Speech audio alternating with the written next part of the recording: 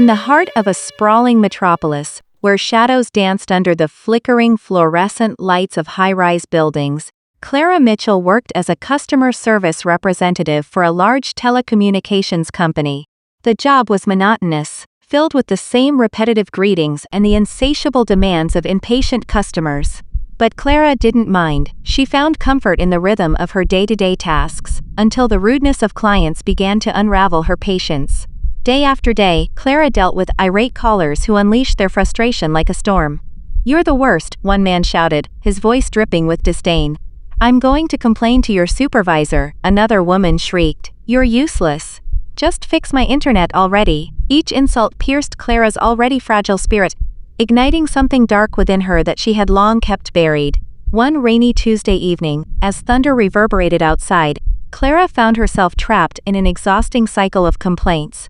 She was about to hang up when a particularly nasty caller broke the dam inside her. A middle-aged man, irate and hurling threats. "You think you can sit there in your little cubicle and ruin my life?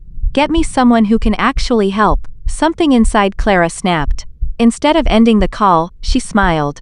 A cold, chilling smile that was lost on the other end of the line. Her heart raced with a newfound exhilaration as a strange thought flickered through her mind.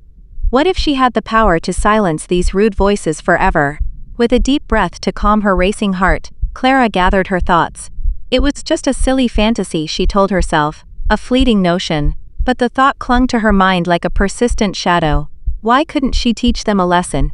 Set an example of civility? In that moment of reckless determination, Clara pulled up information about the man. She was surprised to find the tools of the trade provided more than just account details. There was access to a database filled with everything from home addresses to social media profiles. An idea formed, dark and enticing. Weeks passed, and with each rude caller, Clara took mental notes. Names, addresses, quirks. The thought of enacting justice turned from fantasy to a chilling plan. They wouldn't know what hit them. One evening, after yet another abrasive conversation with a rambunctious customer, Clara made her move. She couldn't keep living in this gray world filled with the noise of entitlement and anger. That night, she drove out into the drizzle, the city lights reflecting off her windshield like fallen stars. Her first target was the man whose vitriol had sparked this dangerous fire within her. She found him at his home, a lone figure pacing on his porch, cell phone glued to his ear. Clara stepped from her car, heart pounding, adrenaline surging. She approached quietly, slipping behind him. In a swift motion, she pressed the cold steel of a knife against his throat. The man turned, a look of shock distorting his features, but before he could scream, it was over. Just like that, in a single moment of uncanny satisfaction, Clara felt weight lift off her shoulders. The world was quieter now. The rush of killing sent Clara spiraling into a manic euphoria. She returned her desks the next day, the air thick with her secret. She listened to customer after customer, each one a potential target for her newfound purpose. Rude and dismissive callers became her prey, and Clara felt herself transform into a vigilante of sorts, wielding her headset as both an instrument of service and retribution. However, the thrill of each act clouded her judgment. The more she killed, the deeper her descent into darkness. Colleagues noticed her shift, the way she'd smile a little too broadly after a call, the way her eyes held a haunting glow.